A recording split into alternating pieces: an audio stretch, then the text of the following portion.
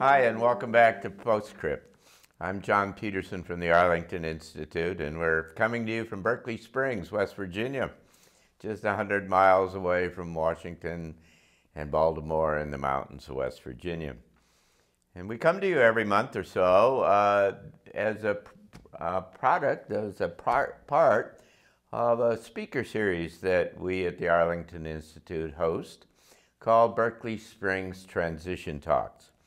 And Transition Talks features marvelous, thoughtful people from around the world who are on the leading edge of thinking about this new world that's emerging and the new human being that's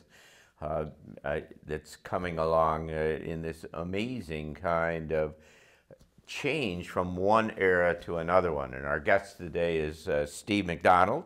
Steve is from Australia and comes back every year or so for a bunch of other things, and I rope him into coming and being part of our speaker series, but we're glad to have you with us again, Steve. Thanks, John. Great to be here. Yeah, and the first segment, we were talking about some of the broad kind of characteristics of this change and this transition and where we're going and some of the mechanics of it.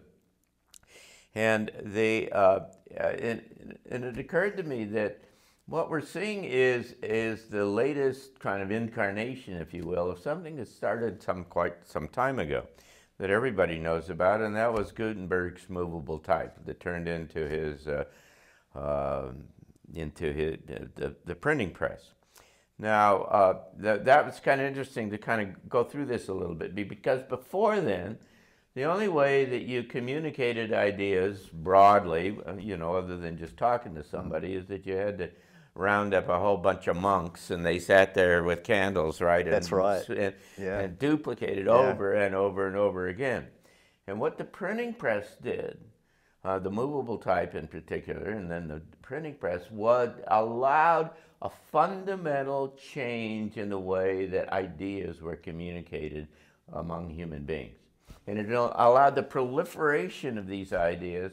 And by the way, it eliminated the control that the church had over the message and the essential kind of paradigm, the description of the paradigm. Yeah. And that's the same thing that's happening now, isn't it? Well, yeah, that's exactly right. I mean, it was the distribution of information, and it allowed ideas to be disseminated much more quickly, and it allowed anybody who could read to access information that previously was probably unavailable to them. And so we're seeing a very similar kind of process happening now during this paradigm shift, where these new distributed electronic communication systems are enabling things that previously we just couldn't do, and they're speeding up processes that used to take a long time. And empowering individuals against or I'm trying to say against the government. I don't want to say against the government, but I mean what it says is the major institutions that have controlled and centralized that have controlled publishing and kind of entertainment and any number of other things are now being disintermediated or decreased, because now you've got the abilities for people like ourselves to sit here and do and produce information, content, and put it out on the internet, and we don't need to go through a regular television station and so on. That's correct. That's exactly right. Yeah. So with new technology like blockchain, for example, I mean, you could even start to operate like a bank, right. Without needing a bank to do that.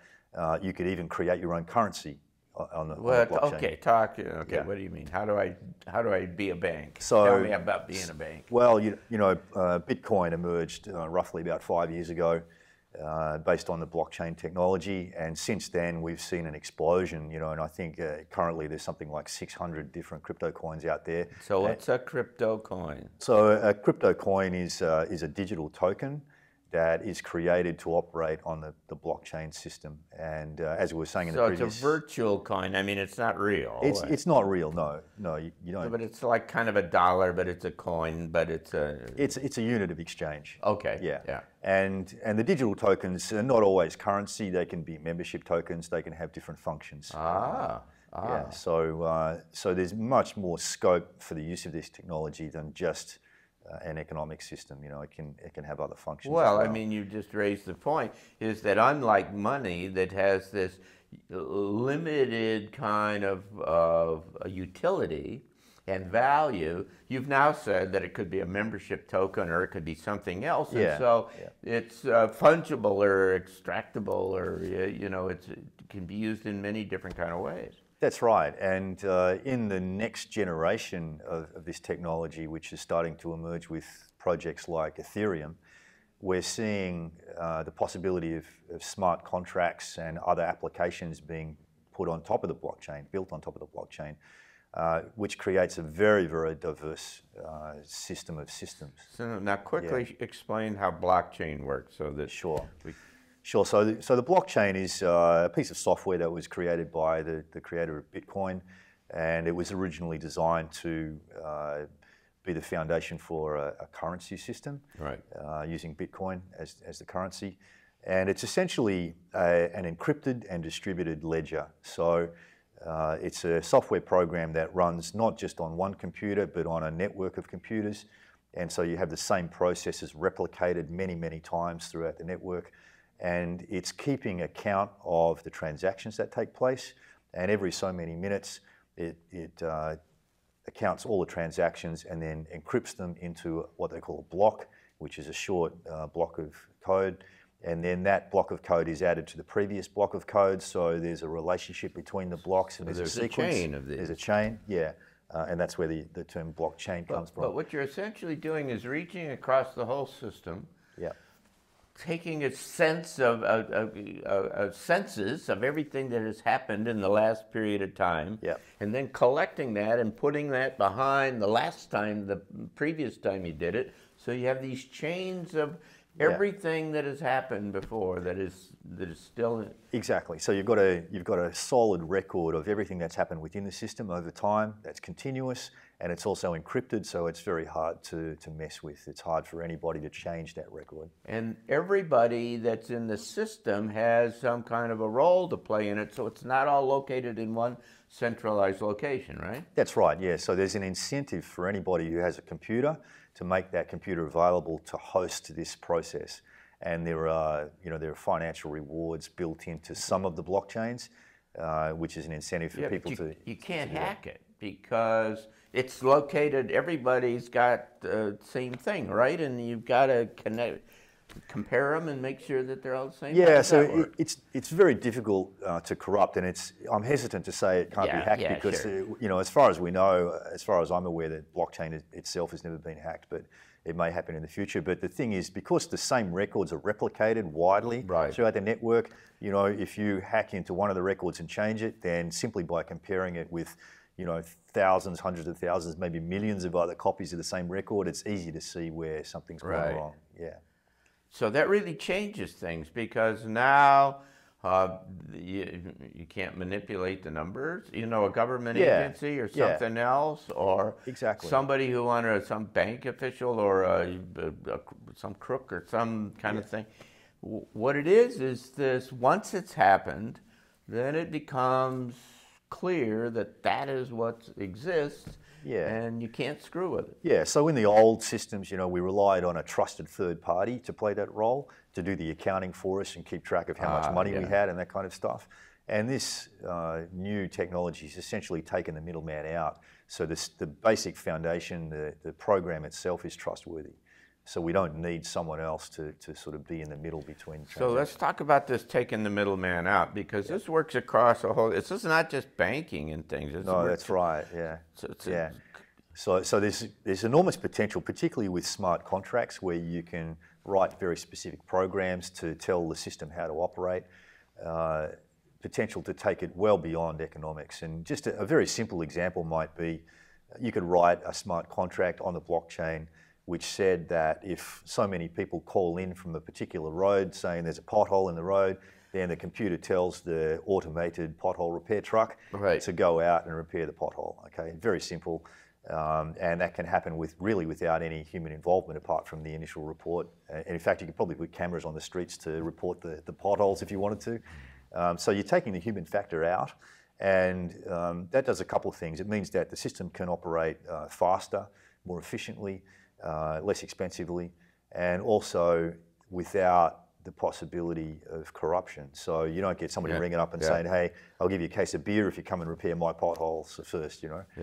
It takes that out of the process. Well, this disintermediation thing is really interesting because this is one of the fundamental characteristics of the emergence of the internet and the kind of applications that have grown from the internet. Because what is systematically done is decrease the role and the influence of publishers and record labels and all of these people, travel agents, and all of these people who've been in the middle, who have been this kind of trusted, presumably trusted kind of agent, and now that goes directly. And this is the next kind of major step in that direction, which is going to, as we said earlier, going to ultimately potentially take out the banks. It's going to take out, and it's going to allow people to work directly in very sophisticated ways. That's right, and it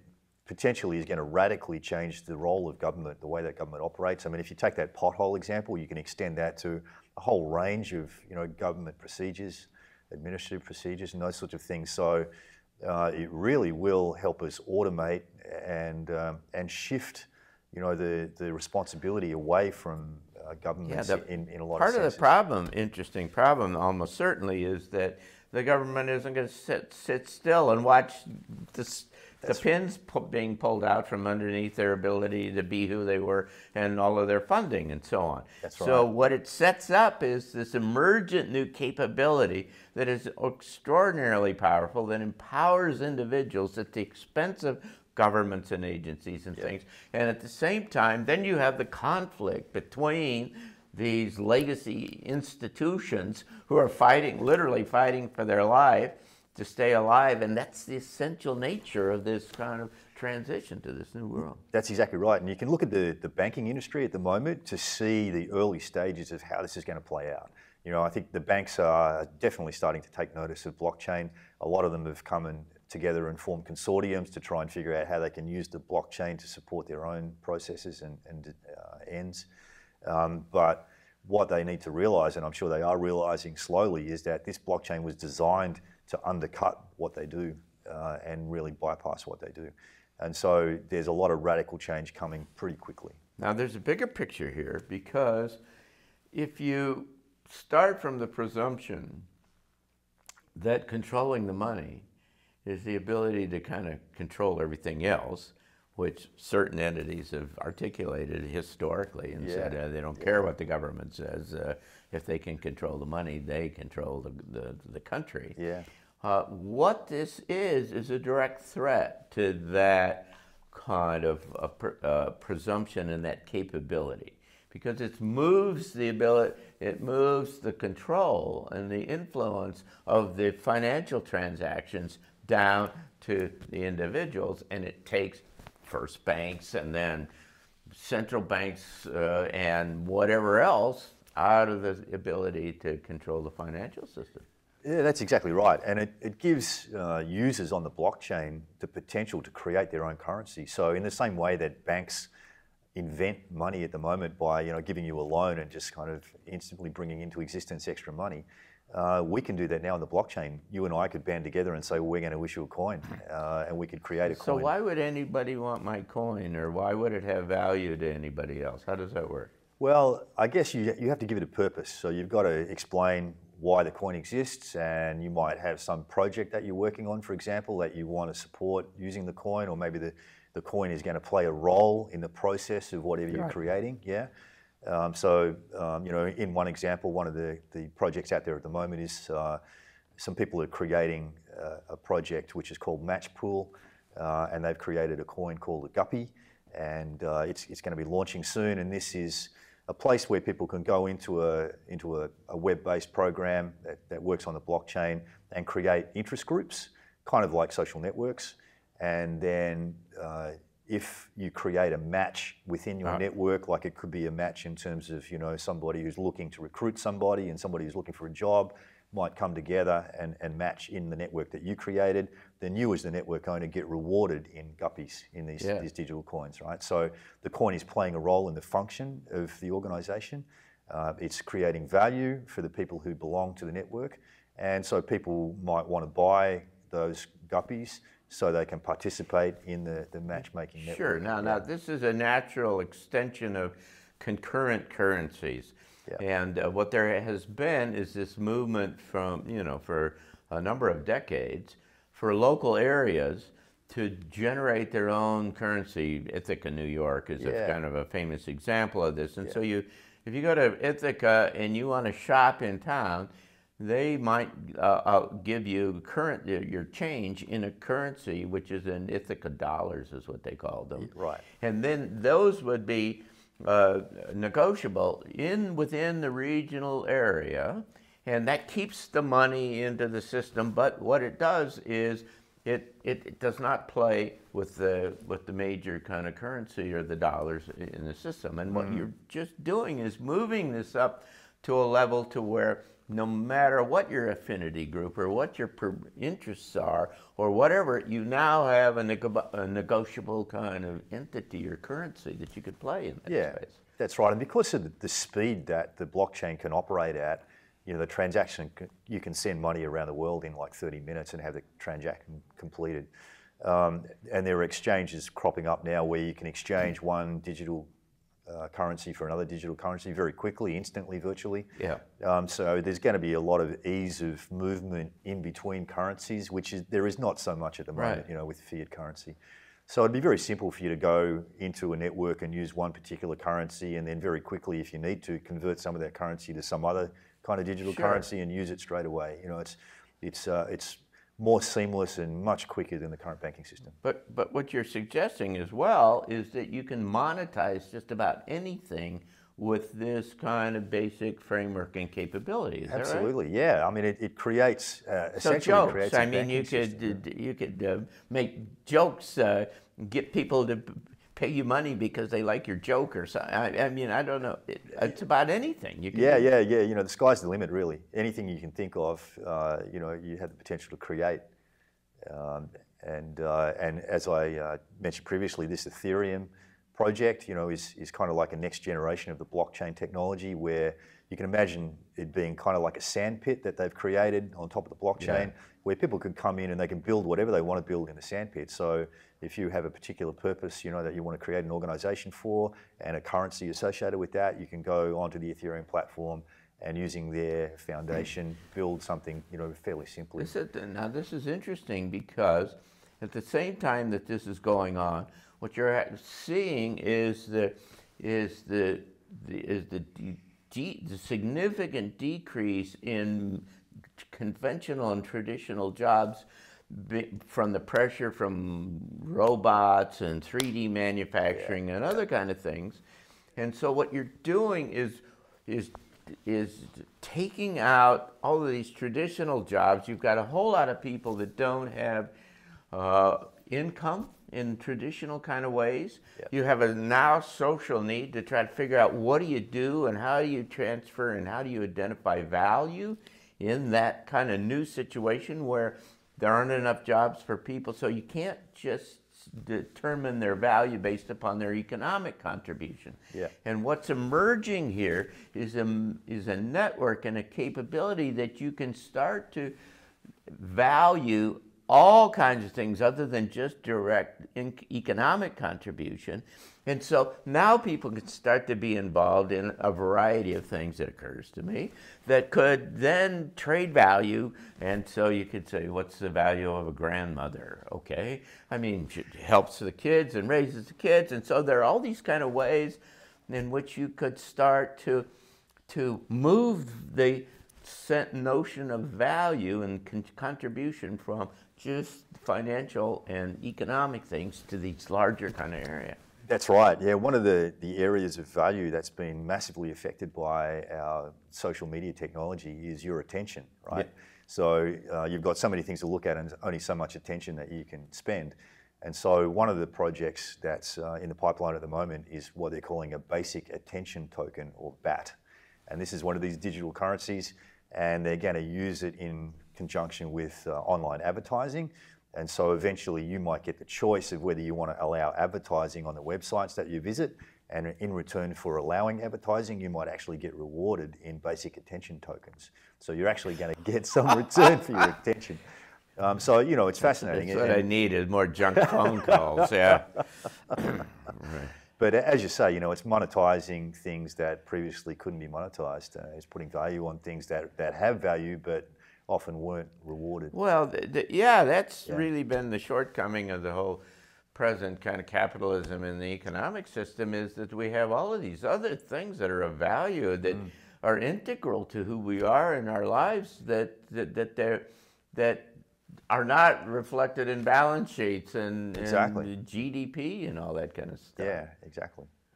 So what kind of a world is that starts to show up out of that? Well, it's going to be a very different world. You know, just as if we look back 1,000 years or more to a world that was based around agriculture and empires and kingdoms, you know, and you bring one of those people forward to the modern day and put them in New York City, and they're not going to recognize it at all. And so we should expect the same kind of massive shift from what's emerging right now. And the interesting thing is that change always comes in waves. So it's not like, you know, someone flicks a switch and the world's a different place. You get little pockets cropping up here and there. And we can look back in history and we can see there were early warnings of this, you know, back in the 1960s and 70s, where we saw the social values starting to emerge that are going to be, you know, more common in the future and those sorts of things. Unless the aliens show up. Well, if the aliens show up, then they will eventually. It goes off in another direction. I mean, this is not far-fetched because, but I would argue that it's the nature of this transition that there are these surprise events, these wild cards, which I've written about, that have the distinct potential of driving this thing into other kind of ways, and then they chain on each other and cascade across the system. Absolutely, yeah. And I think you could look at blockchain technology as really one of those wild cards. Yeah. You know, it was unexpected. No one really could conceptualize it until it suddenly appeared. And now they're calling it exponential technology, you know, because it's developing so rapidly and it has the potential to bring exponential returns. Well, and also it's the platform that'll allow the development of all of these extraordinary kind of other things almost as rapidly as people can think them up. I mean, yeah, that's right. So I expect that within the next 6 years or so, we're going to see a series of major wildcards and tipping points. And by the end of those 6 odd years, then it's quite likely that we'll see these new systems starting to dominate the world and our global systems. So what will that start to look like from your point of view? Well, I guess the somewhat difficult news is that we have to witness our current systems starting to fade. You know, and that means them becoming less efficient. It means them breaking down in some cases. So there could be and will be an element of collapse in terms of our social systems in order to free up the space and the resources for these new systems. And again, that's the good news. I mean, that's the good news in the face of all this. Long term, it's good news. If you get focused on all of the old things coming down, you're not seeing what's coming out of this and the new thing that's coming along. Exactly. It's like, you know, a kid's toy made out of blocks. You got to pull the blocks apart to make something new, you know. So don't be sad when you see the blocks being pulled apart. You need to know that it's actually because something new is coming. Yeah, and there's some direction to this, and you know, some of us think this is not the first time this kind of change has happened on a planet in this universe, and that there might be some guidance and some intelligence that has some idea about what they're doing and perhaps is even helping us. Quite likely, I think. Yeah.